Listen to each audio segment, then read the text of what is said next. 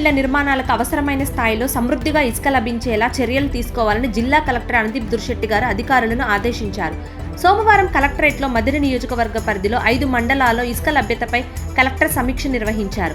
ఈ సందర్భంగా కలెక్టర్ మాట్లాడుతూ ఇందిరమ్మ ఇళ్లకు ఇసుక సరఫరాలో ఎలాంటి సమస్యలు లేకుండా చూడాలన్నారు. స్థానికంగా అందుబాటులో ఉన్న వనరుల నుంచే ఈ సమస్యకు పరిష్కారం చూపాలని తెలిపారు. నిర్మాణ పురోగతి ఆధారంగా ప్రతి సోమవారం లబ్ధిదారులకు బిల్లులు చెల్లించడం జరుగుతుందని, ప్రతి మండల స్థాయిలో అవసరమైన మేర ఇసుక అందుబాటులో ఉంచాలన్నారు. అదే సమయంలో ఇందిరమ్మ ఇళ్ల పేరుతో ఇసుక దోపిడీ జరగకుండా కట్టుదిట్టమైన చర్యలు తీసుకోవాలని అధికారులను ఆదేశించారు. లబ్ధిదారులకు అవసరమైన ఇసుకను సంబంధిత మండలాల ఇంజనీరు సిఫార్సు మేరకు తహసీల్దార్ కూపన్ జారీ చేసి సరఫరా చేయాలని కలెక్టర్ తెలిపారు.